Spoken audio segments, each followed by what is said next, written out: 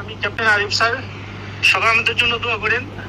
এখানে স্যার 4-5 জন মারা গেছে স্যার, ওয়ান ইজ আইডেন্টিফাইড, আমরা ওকে চিনতে পারছি না স্যার, এবং বেশ কয়েকটা 4-5টা বোমিং হয়েছে স্যার। আমরা অ্যালার্ট আছি স্যার, আর হয়তো বা কারেন্ট থাকবে না স্যার, একটু পরে will be out of electricity sir. আমাদের জন্য সবাই দোয়া করেন স্যার, আল্লাহ ভরসা স্যার। আসসালামু আলাইকুম স্যার। আমাদের অবস্থা খুবই খারাপ, এখানে ড্রোন অ্যাটাক হয়েছে, আমাদের 6 জন জায়গা মারা গেছে।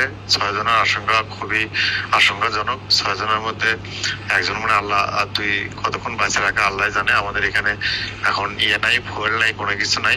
ফুয়েল স্টেশন উড়িয়ে দিছে, জেনারেটর বন্ধ, প্রায় নেটও বন্ধ হয়ে যাবে।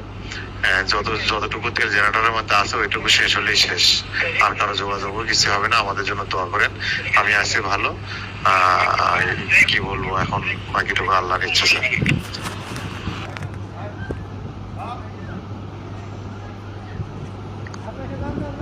অবস্থা খুব খারাপ। আমি এই ক্যাম্পে আছি, 5 জন অলরেডি মারা গিয়েছে।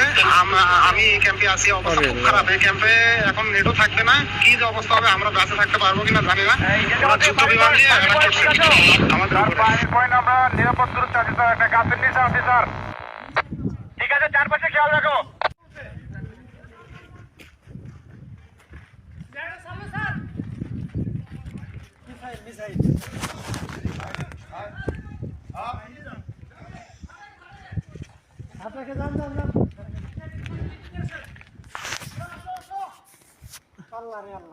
আরে আল্লাহ,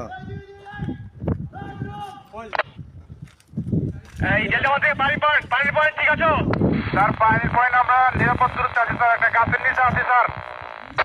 ঠিক আছে, চারপাশে খেয়াল রাখো।